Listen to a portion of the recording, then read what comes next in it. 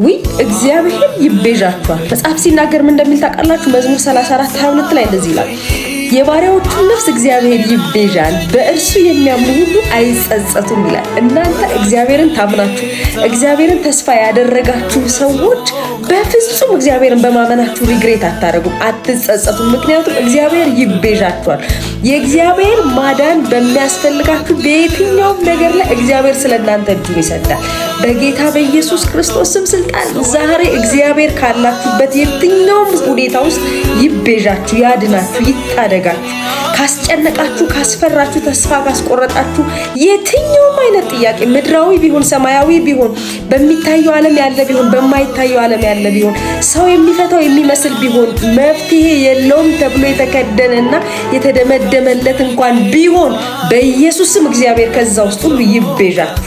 በጌታ በኢየሱስም ስለእናንተ ከሰማይ አንድ እጅ ይዘርጋላችሁ። ተባረኩ። ወዳችኋለሁ። ላይክ፣ ፎሎ፣ ሼር፣ ዲው ኮፒ ሊንክ ማድረግ እንዳትረሱ።